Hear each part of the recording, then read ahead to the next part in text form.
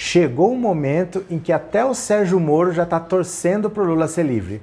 O Lula virou uma pedra no sapato e quanto mais ele fica preso, piores são as consequências para quem colocou ele lá injustamente.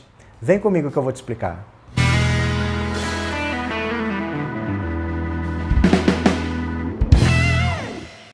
Olá meus amigos, tudo bem com vocês? Que bom que vocês voltaram! Para quem está aqui pela primeira vez, seja muito bem-vindo, muito bem-vindo. Meu nome é Roberto Cardoso. Chegou aqui pela primeira vez, já se inscreve no canal, tá? Ajuda o canal a crescer, porque a gente crescendo, a gente leva informação para cada vez mais pessoas. E se quiser contribuir com qualquer valor, aqui em cima tem o link do nosso Apoia-se. Você pode deixar a doação do valor que você quiser. Se você quiser, fica a seu critério contribuir para o canal. Valeu! Olha só, a prisão do Lula, depois de tudo que está sendo revelado, tudo que está sendo escancarado pelo Intercept, ninguém fala que essas mensagens são falsas, nem o próprio Sérgio Moro, nem o próprio Dallagnol. O Ministério Público já aceitou, o STF já aceitou, tudo que está lá é verdade. Já está tão escancarado que o Lula está preso injustamente, que a motivação era tirar o Lula da eleição, que o Sérgio Moro queria ser ministro da Justiça e depois virar ministro do Supremo.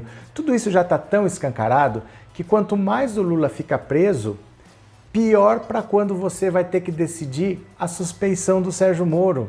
Começando novembro, o STF vai ter que decidir. O Lula tem um habeas corpus pedindo a liberdade dele, dizendo que o Sérgio Moro era suspeito para ter sido juiz naquele caso, e elencando tudo o que aconteceu durante esse processo. A gente já sabe o que é a maneira como ele agia, como ele não deixava a defesa trabalhar. Só para vocês terem uma ideia, ele dizia que tinha sido feita uma reforma lá no apartamento do Guarujá, no triplex. 5 vezes a defesa do Lula pediu para fazer uma vistoria nesse triplex. 5 vezes o Sérgio Moro negou.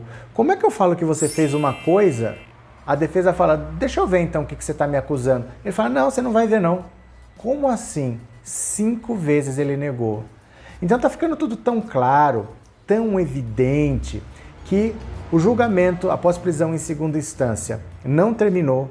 Semana que vem eles não vão trabalhar. Na outra semana eles voltam para decidir essa votação. Já ficou mais ou menos claro que essa votação vai ser 6-5 contra a prisão em segunda instância. Por que dá para a gente dizer que deve ser 6-5? Porque olha só, gente, o voto de um ministro do Supremo não é como a gente pode pensar assim, o cara vai lá e ele dá a opinião dele. Não é simplesmente assim que ele dá a opinião dele. Quando um ministro do STF vota, quando o STF toma uma decisão, aquilo é parâmetro para decisão no país inteiro. Então, por exemplo, se o STF decide é permitido prisão após segunda instância, você vai ter que pegar qualquer pessoa, foi condenada, ela recorre, tomou a segunda condenação, ela já vai para a cadeia. Isso é para todos os casos. Não se está julgando o caso do Lula. Não é o caso do Lula que está sendo julgado. É qualquer caso. Você entendeu? Aí, a Rosa Weber, o que ela fez? Lúcida, ela deu o voto dela falando assim, olha aqui o que diz a Constituição. A Constituição diz claramente, só é permitida a prisão após o trânsito em julgado. Ninguém pode ser preso antes. Então, goste você ou não goste, interesse para você ou não interesse, se você não gostar, você muda a Constituição. Mas enquanto a Constituição estiver dizendo isso aqui, não pode ter prisão após segunda instância e acabou. Aí vem o Fux por trás e olha, gente, é assim, é difícil você explicar o voto dele, porque assim, olha o argumento do Fux. Se nós não tivermos mais prisão em segunda instância, nós teríamos que soltar a Suzane von Richthofen, nós teríamos que soltar o casal Nardoni, nós teríamos que soltar a Elisa Matsunaga, ou então o goleiro Bruno, no caso lá da Elisa Samúdio, o Champinha. Ele falou isso tudo, o que é um completo absurdo, isso não tem nada a ver com nada. Porque olha só, uma coisa é, você cometeu um crime, foi julgado, condenado. Recorreu, foi julgado de novo, condenado de novo, você começa a cumprir pena ou não. Isso é uma situação. Outra situação que não tem nada a ver, por exemplo, a polícia vê você com a faca assim, ó, enfiando no coração de uma pessoa. Você foi preso em flagrante. Dali você está automaticamente preso. Não é o caso em que você vai ficar sendo recorrendo em liberdade. A prisão em flagrante é uma exceção. Se você é preso em flagrante, você já começa a cumprir pena. Dali você não sai. Um outro caso, prisão preventiva. Se, por exemplo, o juiz determinar que aquela pessoa é um réu perigoso, como, por exemplo, no caso da Suzane von Richthofen, como no caso do Champin. Champin era menor de idade, gente. Champin era menor de idade quando ele cometeu o crime. E ele não ficou preso por causa de decisão em segunda instância. Ele tomou uma prisão preventiva quando ele foi preso. E ele já respondeu até a primeira instância preso. Todos eles já estavam presos antes da primeira instância. Não tem nada a ver com essa decisão de agora. Você entendeu? São exceções porque existe a prisão em flagrante, existe a prisão preventiva, existe a prisão cautelar, que são outros casos. Não é isso que está sendo decidido. Então o voto dele deixa bem claro quem que ele é, o tipo de pensamento que ele é. Isso dá base para a gente já conseguir deduzir que, sabendo quem são os ministros e como eles votam, essa votação vai ser 6-5. E vai ser proibida realmente a prisão sem ser em segunda instância. A prisão do Lula passa a ser ilegal e ele tem que sair. Pro Sérgio Moro seria excelente que isso acontecesse, porque depois de terminar essa votação, vem a votação do habeas corpus do Lula dizendo que o Moro é suspeito para ter agido no processo dele. Então, se o Lula estivesse solto, não tivesse mais aquela pressão em cima do julgamento, não dependesse mais desse julgamento a liberdade ou não do Lula, para ele ia ser muito melhor. A justiça ia poder acomodar melhor os interesses e falar, olha, nós vamos deixar assim mesmo, porque o Lula já saiu e tudo bem. Então começa a interessar para o Sérgio Moro que o Lula saia o quanto antes, porque senão a bomba vai estourar na mão dele. Na semana seguinte vai ser voltada a suspeição dele. E é engraçado porque assim, no julgamento do Lula, o Lula olhando para a cara do Sérgio Moro, ele falou, o problema do mentiroso é que depois que ele mente, ele tem que passar a vida inteira repetindo a mentira, porque ele se torna escravo da própria mentira que ele inventou. O Lula falou isso olhando para o Sérgio Moro. E o Sérgio Moro está há 1 ano e meio dando risada. Só que agora ele já sentiu o tranco. Os votos dos ministros indicam que eles vão com tudo para cima do Sérgio Moro. Porque, gente, a Lava Jato cometeu tanta irregularidade, tantos crimes comuns até, contra o próprio Supremo, que ninguém vai alisar a cabeça de Sérgio Moro, não. Do mesmo jeito que dá para dizer que essa votação da prisão em segunda instância foi 6-5, dá pra gente dizer que a do Sérgio Moro não vai ser nem 6-5, nem 7-4, talvez seja 8-3. Talvez ele tome de goleada, porque a Lava Jato, a mando do Sérgio Moro, comandada pelo Dallagnol, estava até investigando o próprio Supremo. Não porque eles tivessem cometido crimes e precisassem investigar, não. Estavam investigando por conta própria para poder chantagear. É assim que o Sérgio Moro agia. Ele começava a investigar por conta própria, estava investigando na Suíça, ver se eles tinham conta no exterior, alguma coisa. Estavam investigando para poder chantagear o Supremo. O Dallagnol, nós ficamos sabendo disso em agosto, o Dallagnol chegou a pedir, ele estava articulando com o Randolfo Rodrigues, da Rede Sustentabilidade, o partido da Marina Silva, ele estava conseguindo articular com o Randolph que a rede entrasse com um pedido para pedir o impeachment do Gilmar Mendes. Gente, isso nunca aconteceu na história da República. Nunca um ministro do Supremo sofreu impeachment. Normalmente o ministro ou ele se aposenta ou ele morre, mas ele não sofre impeachment. Nunca aconteceu, apesar de ser possível. E o Deltan estava tentando fazer isso, amando sempre do Sérgio Moro, porque ele é um lacaio do Sérgio Moro. Então esse pessoal não vai passar a mão na cabeça do Sérgio Moro. Eles já estão votando contra a prisão em segunda instância, porque eles viram que isso estava sendo usado como tortura. Era bem isso mesmo. Eles condenavam a pessoa em primeira instância, condenavam em segunda instância e começavam a jogar com o cara. Falei, você vai fazer uma delação? Faz uma delação, entrega uns colegas aí que a gente reduz a sua pena e você vai para casa. Então ninguém pagava pelos crimes. A gente daqui de fora tinha uma impressão que era assim, pô, a Lava Jato está prendendo muitos poderosos. Não tem poderoso nenhum preso, só o Lula está preso, porque os outros todos fizeram delação, todos foram para casa, todos eles ficaram com o dinheiro que eles roubaram, porque eram os acordos que o Sérgio Moro fazia.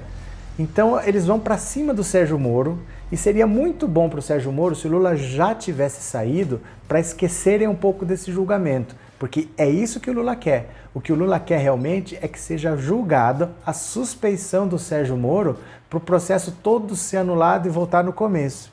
E depois ainda tem a suspeição dos procuradores, que aí, ó, nem a denúncia ia existir mais. Se alguém quisesse falar que tem alguma coisa lá, ia ter que entrar com uma nova denúncia, começar a colher provas de novo, ia zerar tudo. Então tá interessando agora para o Sérgio Moro que o Lula saia para tirar o foco, porque os ministros não vão aceitar. O Gilmar Mendes, ele sofreu quase um processo de impeachment. Você acha que ele vai deixar isso barato? O Sérgio Moro mentiu para ele que o Lula queria ser ministro para escapar da Lava Jato, para ter foro privilegiado, quando a Dilma nomeou ele ministro-chefe da Casa Civil. Ele mentiu, ele mostrou o áudio que interessava e escondeu mais de 28 áudios, todos ilegais, mas ele escolheu um que podia ser e só mostrou esse para o Gilmar Mendes, fez o Gilmar Mendes errar. O Gilmar Mendes não aceita isso. Ah, mas e se o pessoal mudar de voto na última hora? Não é assim. Sabe por que não é assim? Olha só, no direito existe uma coisa que se chama jurisprudência. O que é a jurisprudência? É um exemplo do passado que eu posso usar no futuro. Vamos dizer assim, ó, vou dar um exemplo bem idiota mesmo, só para ficar claro o que é. Imagina que a pessoa lá matou a mãe. E aí a defesa fala assim, ah, ele matou a mãe porque ele nasceu em dia ímpar. Como assim nasceu em dia ímpar? O que tem a ver? E fala lá uma tese maluca. Se eu, como juiz, aceito, a promotoria vai recorrer, vai para uma instância superior, se alguém assina embaixo da minha decisão, isso vira jurisprudência. No futuro, num caso futuro, se alguém comete um assassinato, o cara vai falar assim, ó, que dia você nasceu? Dia 19? Ó, já tem uma decisão aqui que o juiz inocentou porque o cara nasceu no dia ímpar. Então nós vamos por aí. Você entende? Quando você está lá em cima, no Supremo, e você toma uma decisão, você não pode tomar uma decisão que veio da sua cabeça. Você tem que fundamentar na lei, obviamente, a sua decisão, porque isso vai ser usado como base para qualquer julgamento. Então eu não posso simplesmente votar aqui porque me interessa e votar ali porque me interessa, porque isso está influenciando todo o sistema legal do país todo. Então não tem essas reviravoltas que as pessoas acham, não. A não ser, como acontece o que aconteceu com o Intercept, a Intercept escancarou que eles estavam mentindo para influenciar o Supremo. Aí é lógico que eles vão mudar, porque aí eles foram induzidos a erro. Mas se não, você já sabe, se o cara vota por aqui, ele sempre vai votar por aqui. Se ele tem outro entendimento, ele vai votar ali. E já está ficando meio claro que a derrota do Moro vai ser terrível. Só devem votar a favor dele os 3 lavajatistas que sempre votam com a Lava Jato. O resto vai ser todo mundo contra e deve ser 8-3. Então, para ele, tirar o foco desse julgamento e falar, ó, o Lula tá solto aí, seria melhor. Mas a situação tá muito feia, o Sérgio Moro tá no ministério, vendo o castelo dele cair, e se ele tivesse vergonha nessa cara dele, ele pedia demissão e via o que ele ia fazer da vida. Mas ele não faz isso porque enquanto ele for ministro, ele tem o foro privilegiado dele, ele sabe que ele cometeu crimes. Então ele está vendo, de dentro do ministério, sem poder fazer nada, ele está vendo o castelo dele cair.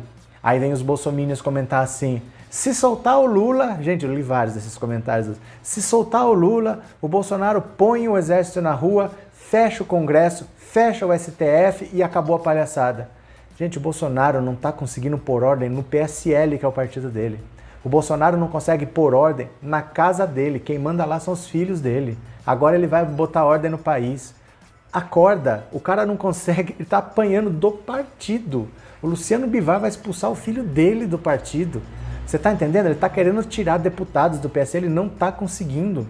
Então assim, o Bolsonaro, ele não é ninguém politicamente falando. Lamento destruir o seu castelo de cartas, suas ilusões, mas ele não é ninguém, ele não é esse super-herói que vai pôr exército na rua, que vai... Ele não tem capacidade, ele não tem poder e ninguém está querendo seguir ordem de um maluco feito esse. Então isso não vai acontecer. Provavelmente o Lula vai ser beneficiado por essa decisão de prisão em pós-segunda instância ser ilegal. Na sequência vem o julgamento do Sérgio Moro e ele já está torcendo para o Lula realmente sair, porque como o Lula falou, ele está refém da própria mentira. Então como ele não pode mais escapar da própria mentira, ele vai tentar escapar pelo menos da consequência. Então, se o Lula sair e tirar um pouco a pressão dessa votação, talvez fique menos vergonhoso para ele. Mas ele vai tomar uma goleada, ele vai ser considerado suspeito. Tá certo? Então é isso que eu queria deixar com vocês. Fiquem mais otimistas, não fiquem achando que eles vão votar diferente, porque não é assim. Um juiz do Supremo ele não toma decisões simplesmente porque ele acha. Tem que fundamentar. Isso vai ser usado para outras decisões. Então não é assim, não. Nós sabemos que acabou, tá? Acabou. Vai ser em novembro que o Lula vai para casa. Valeu? Um grande abraço e eu já fui!